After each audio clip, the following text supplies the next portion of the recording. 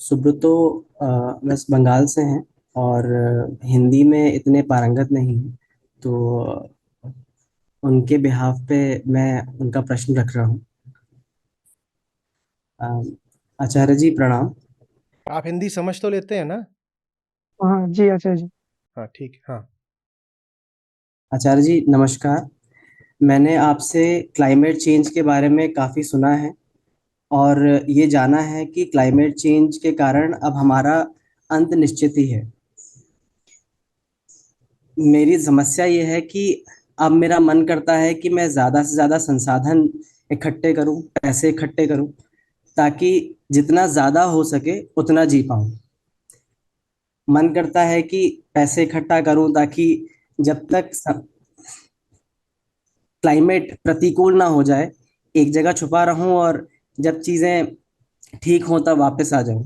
इस कारण से मैं गीता को भी अच्छे से नहीं सुन पाता और मन इसी में लगा रहता है कि कैसे ज़्यादा कमाऊं और चीज़ें इकट्ठा करूं। तो मैं आपसे इससे मार्गदर्शन चाहता हूँ। आप सवाल पूछने आए हो या चुटकुला सुनाने आए हो? हम्म।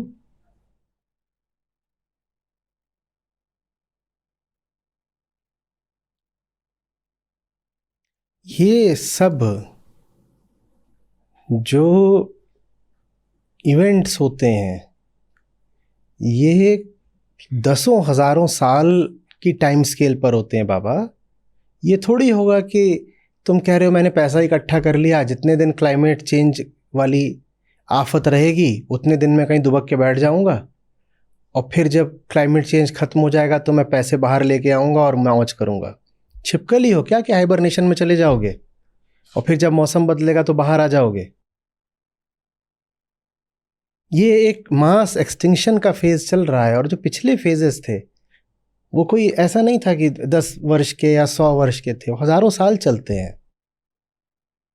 हम ऐसा नहीं है कि अभी बस मर ही जाएंगे, हम तिल तिल करके मरेंगे। ये 800 करोड़ लोग और ये करोड़ों प्रजातियां कोई एक दिन में थोड़ी साफ हो जाएंगे। और ना ऐसा है कि सारी प्रजातियां साफ ही हो जाएंगी। पहले भी जब ये मास एक्सटिंक्शन हुआ है, भयानक कुल विलुप्ति, तो वो सारी प्रजातियों को नहीं खा गया। 2-4% प्रजातियां बच जाती हैं जिनमें रेजिलियंस ज़्यादा होती है। जैसे अभी माना जाता है कि हमारे जो तिलचट्टे हैं ये बच जाएंगे, ये नहीं मरते आसानी से।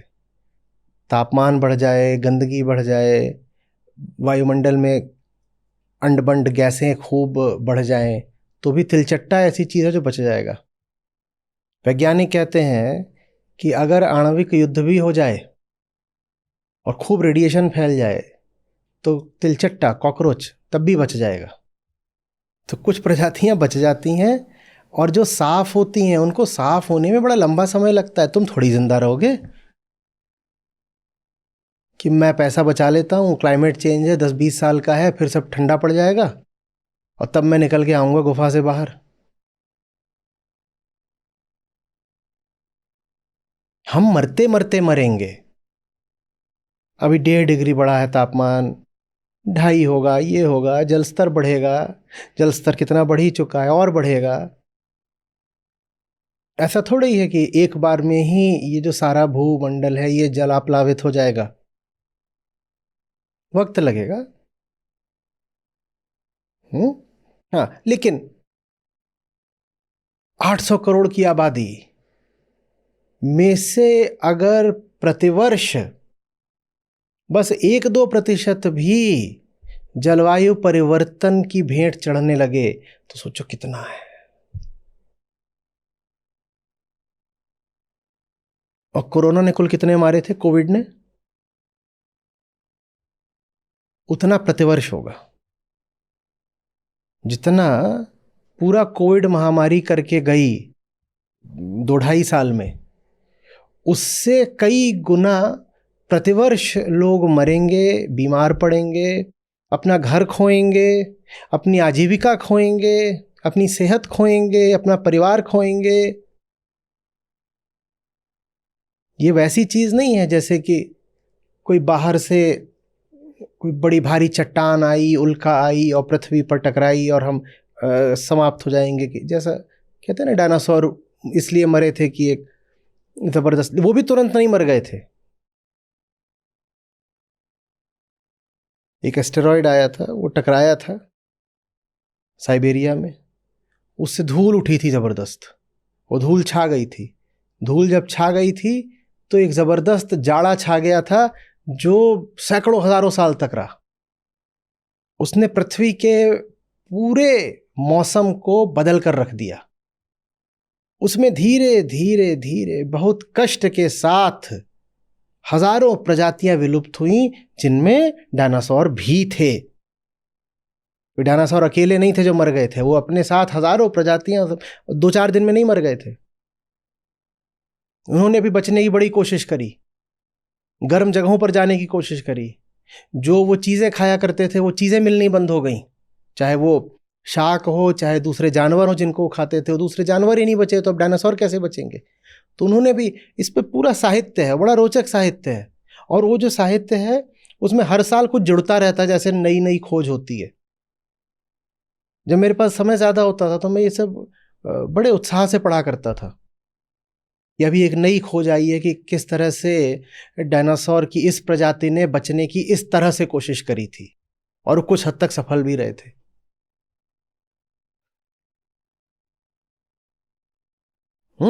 ये सब बहुत पुराने हैं। जो दो, एक तो ये जो कछुए होते हैं, टॉर्टोइज और टर्टल, ये, और एक ये जो छिपकली होती है आपकी, बहुत पुराने हैं। इनका इतिहास पढ़ो, बहुत रोचक है। ये इन्होंने बचने के लिए अपने आप को ऐसा बना लिया। सोचो कितनी भारी दुर्दशा रही होगी कि बचने के लिए ये बनना पड़ा।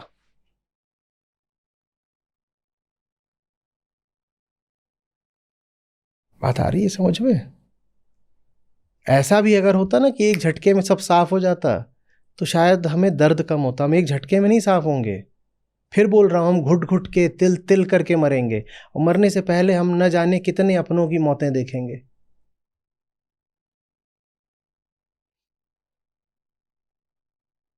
चारों तरफ पानी ही पानी होगा और पीने को पानी नहीं होगा।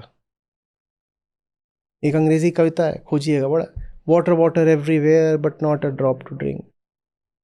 पानी चारों तरफ फैल जाएगा पर वो समुद्री पानी होगा, फ्रेश वाटर नहीं होगा।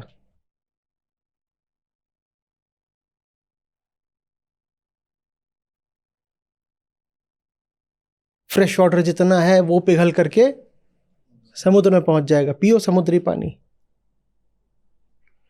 और पियोगे क्या? वो समुद्री पानी तुम्हारे घर के अंदर घुसा हुआ है, जो करना है कर लो।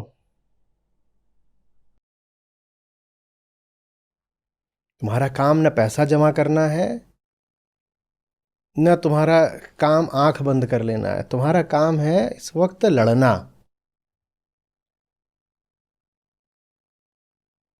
आदमी को ना जिंदगी में बहुत लड़ाइयाँ नहीं लड़नी चाहिए।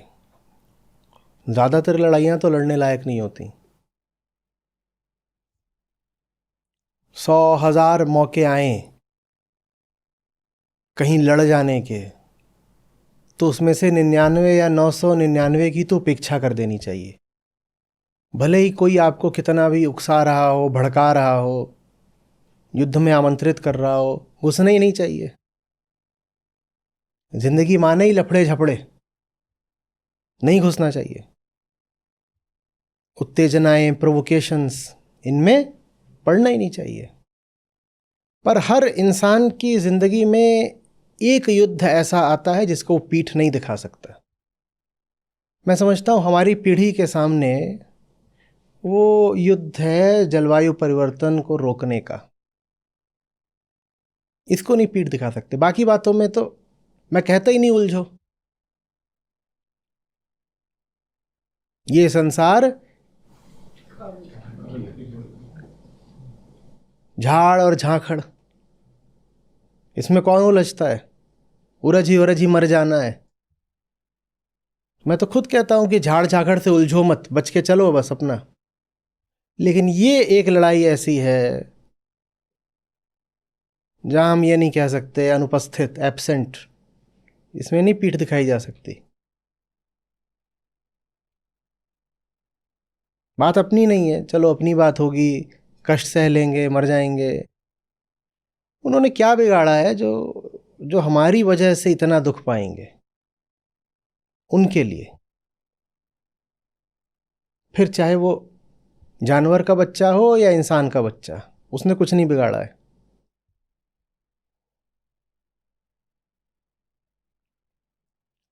क्या बिगाड़ा है गरीबों ने, जिनका कार्बन एमिशन शून्य बराबर होता है? वो बेचारे क्या कार्बन एमिट करेंगे, उनके पास कुछ है ही नहीं। लेकिन क्लाइमेट चेंज की सबसे भयानक मार उन पर ही पड़ने वाली है, गरीबों पर।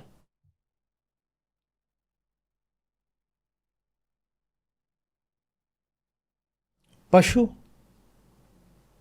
गरीब, और गरीबों में भी महिलाएं।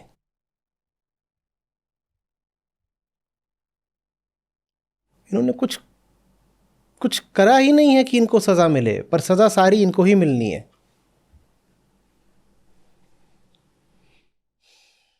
मिलनी नहीं है, मिल रही है। उसमें तुम कह रहे हो कि पैसा जोड़ूंगा, क्या करूंगा, क्या हो गया? कैसी बातें कर रहे हो?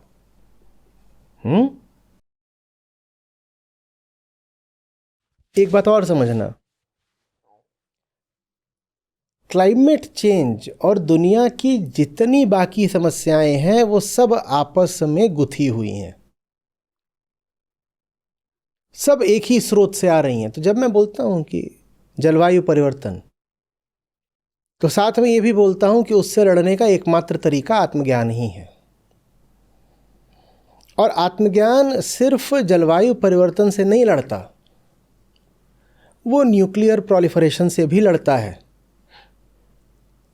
वो बायोडाइवर्सिटी एक्सटिंक्शन से भी लड़ता है, वो पॉपुलेशन एक्सप्लोजन से भी लड़ता है,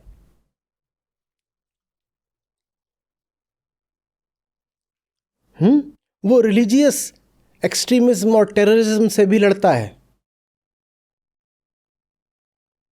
वो इनकम इनइक्वालिटी से भी लड़ता है। ये सब आज के युग की दानवाकार समस्याएं हैं। अमीर अमीर ही हुए जा रहे हैं और गरीब वहीं बैठा है जहां था, या और वो बेचारा गिरा जा रहा है।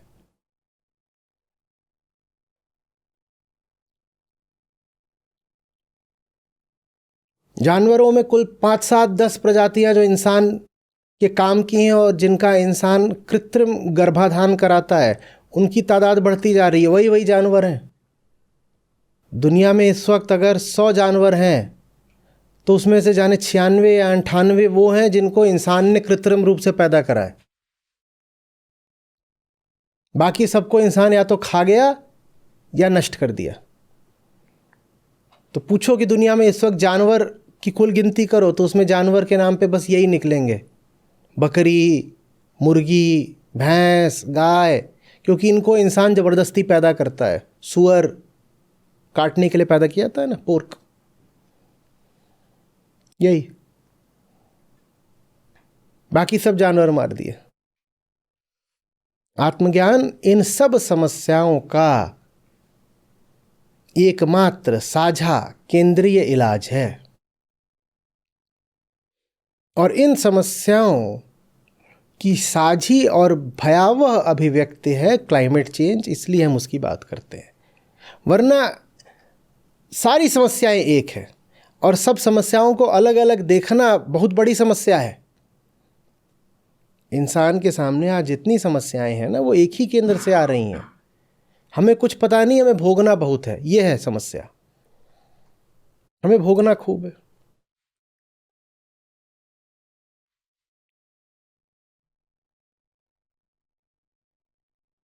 इसीलिए आज ज़रूरी है कि ये जो गीता है ये सब तक पहुँचे।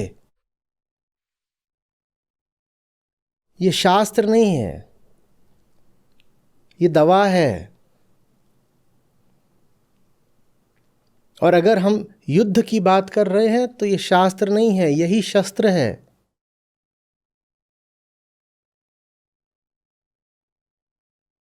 जब बीमारी का या दुश्मन का नाम दुश्मन का नाम हो यदि अज्ञान, तो बताओ ज्ञान देने वाली गीता शास्त्र हुई या शस्त्र? अज्ञान अगर दुश्मन है तो गीता तो शस्त्र है ना। हम लड़ ही रहे हैं। और वो जो दुश्मन है अज्ञान, वो इंसान के भीतर बैठा है। भीतर बैठ के वो इंसान की हर हरकत को संचालित करता है। वो इंसान की सारी संपदा और संसाधन का मालिक है। इंसान के पास आज पैसा है, टेक्नोलॉजी है, बताओ उस पैसे और टेक्नोलॉजी का मालिक कौन है? भीतर का अज्ञान। आप जितनी तरक्की कर रहे हो उसका स्वामी कौन बनता जा रहा है? भीतर का अंधकार।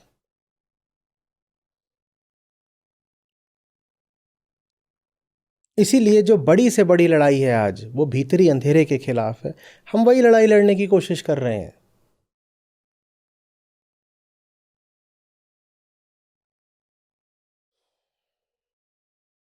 सत्रों को ध्यान से सुनो भाई।